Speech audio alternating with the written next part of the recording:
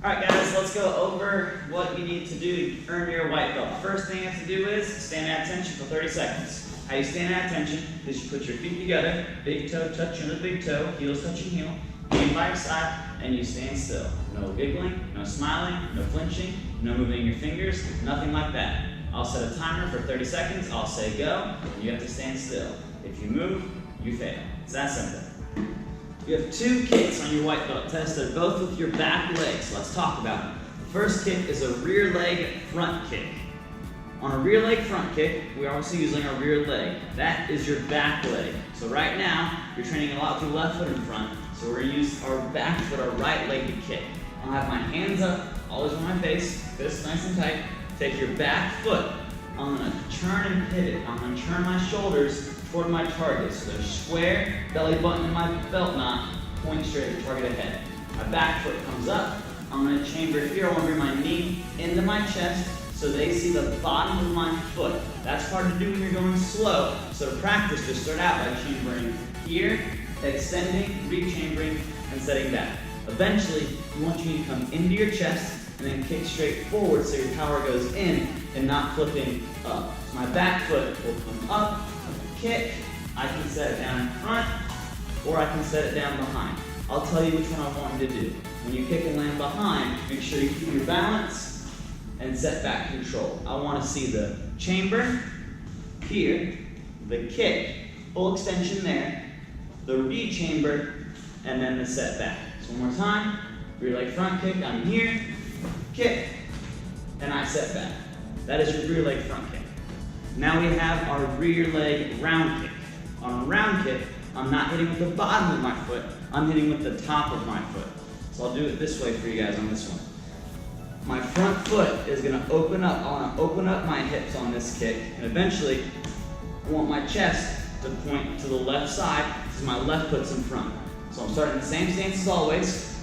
I'll open up that front foot, I'll turn it here, so it should be like a wall. My knees pointing at my target, my chest is pointing my left, my leg is chambered. I will kick, extend, pointing my toes, re-chamber, and I set down.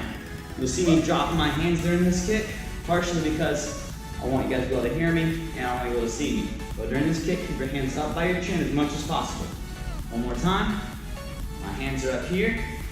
I turn my front foot, get my shoulders ready. I turn on all the way and I chamber. I extend and I kick. I re-chamber. And I set down in front on rear leg round kicks. We don't set it behind.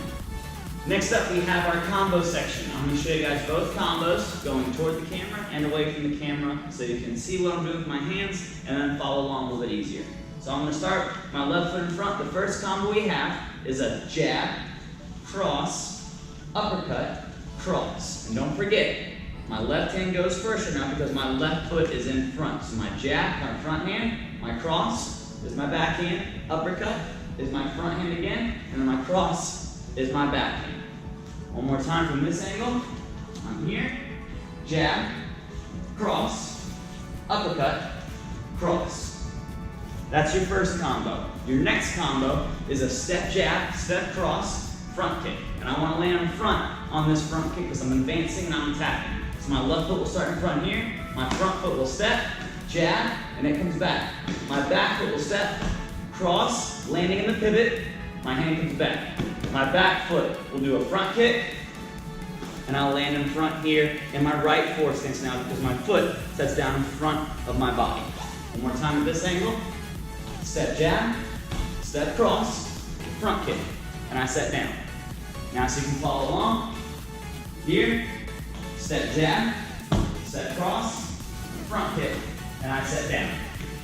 That is your combination section.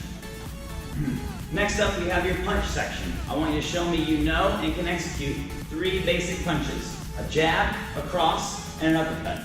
So I'm going to show you guys the left foot in front. Actually, let's go right foot in front. But it's important to know that your jab is always your front hand. My front hand is defined by which foot is in front. So my right foot is in front of my other foot, with the way I'm facing. My right hand right now is my jab hand. When I jab, my hands stay up. My left hand's with my chin. My body doesn't move. It goes out. And it comes back, just like that. One more time, out, and it comes back. Now if I cross, that's my other hand. Same sort of punch, it's flat on top. You aim for the nose, but my back foot is gonna pivot. So if I'm here, my left foot's my back foot, so my cross is my left hand. I'll punch, out, and with the mustache, my back foot will pivot, and it comes back to my chin. My right hand staying up by my face. So I cross, and it comes back. That's your cross. Now next up we have an uppercut. You can do an uppercut with either hand, but for your white belt test, we're gonna focus on your front hand uppercut. So, same hand that jab with, right hand, so my right foot's in front.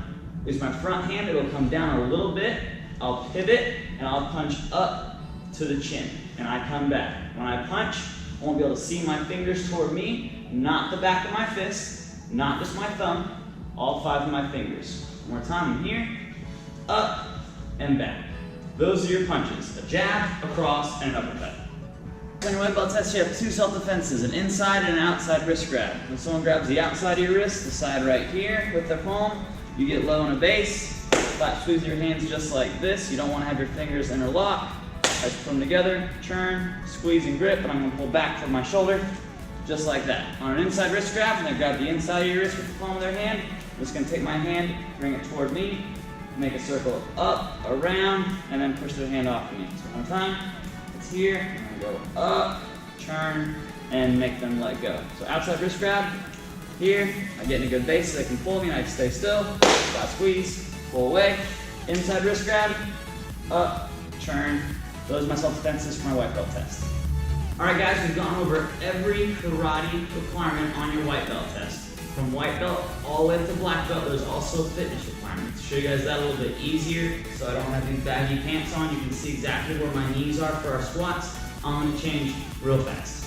Alright. That's better. So now we only have 2 movements for your fitness requirements for your white belt test.